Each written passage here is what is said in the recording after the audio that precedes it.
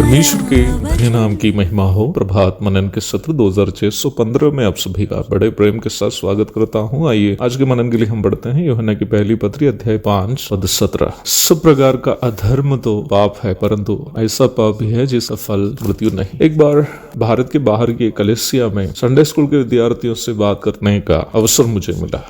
मैं उस दिन वहां होने के कारण कलीसिया ये निर्णय लिया था कि सभी क्लास के बच्चे एवं शिक्षक एक साथ सभा में भाग लें। मैं पहले से कुछ तैयार करके सभा में नहीं गया था। मेरी सोच ये थी कि वहां पहुंचने के बाद प्रभु मन में जो देता है वही बच्चों के साथ साझा करूंगा। जब वहां पहुंचा तो मैंने बच्चों से एक सवाल किया। मेरा सवाल यह था कि पाप किसे कहते हैं? व्हाट डज इट कॉल्ड सिन? लगभग पूरे बच्चों का जवाब समान था। चोरी करना, झूठ बोलना, हत्या करना, झगड़ा करना, व्यभिचार करना इत्यादि पाप के परिभाषा स्वरूप अक्सर हम जो भी जवाब देते हैं वही सब बच्चे भी बोले। मैंने शिक्षकों से पूछा कि क्या आप बच्चों के साथ सहमत हैं? शिक्षकों ने कूटनीतिक रूप में अथवा डिप्लोमेटिकली मुझे मुस्कुरा कर दिखाए। तब मैंने उनसे कहा कि आपने जितने भी उत्तर दिए वे सभी पाप के अलग अलग प्रदर्शन है। जैसे मान लीजिए कि मेरा पेट में पाचन क्रिया गड़बड़ है। यदि काफी दिनों से मेरा पाचन क्रिया गड़बड़ हो तो उसके परिणाम स्वरूप मेरे शरीर में कई अन्य लक्षण दिखाई देगा।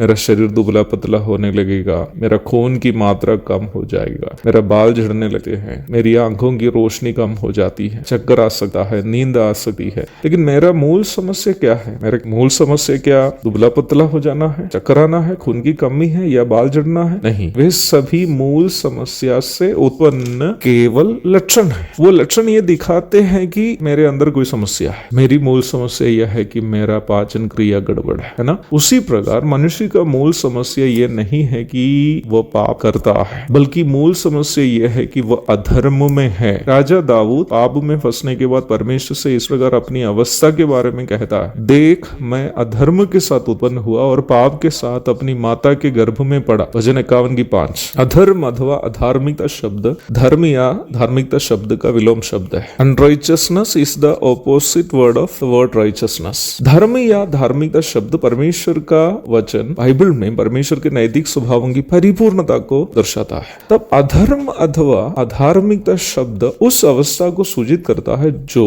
परमेश्वर की परिपूर्णता से अथवा नैतिक स्वभावों की परिपूर्णता से नीचे उतरी गई अवस्था। पाप में मनुष्य की इस गिरी हुई अवस्था के बारे में रोमी 3:23 में सूचित किए हुए आप अवश्य जानते ही होंगे। वहां रहित शब्द के लिए अंग्रेजी अनुवाद में फॉल शॉर्ट अथवा कम शॉर्ट आदि बताया है, जिसका अर्थ नीचे उतर जाना या कम हो जाना आदि है। मनुष्य पाप इसलिए करता है क्योंकि वो परमेश्वर की धार्मिकता के स्तर से नीचे गिरा है। पाप से प्रदूषित शरीर में वास करने वाला मनुष्य में आज परमेश्वर की धार्मिकता की परिपूर्णता नहीं है, इसलिए वह जो भी काम करता है सभी पाप है। हमारी अवस्था अधर्म में होने के कारण हम कभी भी वर्तमान शरीर में परमेश्वर के पवित्रता के स्तर में कुछ भी नहीं कर सकता। हमारे यहाँ तक सत्कर्म भी जो हमारी नजर के सत्कर्म है मैले छिद्रों के समान है। यशायाह 64:6। उद्धार प्राप्त विश्वासी अपने कामों के कारण पवित्र नहीं है, बल्कि उद्धार पाते समय हमें यीशु मसीह की पवित्रता प्राप्त होने के कारण यीशु मसीह में हम पवित्र है। हम अपने कामों के कारण पवित्र नहीं है। रोमी अध्याय 4:22-25 तक पढ़िएगा। परंतु झूठे शिक्षकगण सिखाने के लिए ये कोशिश करते थे कि विश्वासी का पवित्रता उसके कर्मों पर आधारित है। कुलुस्सी 3 अध्याय में विशेषकर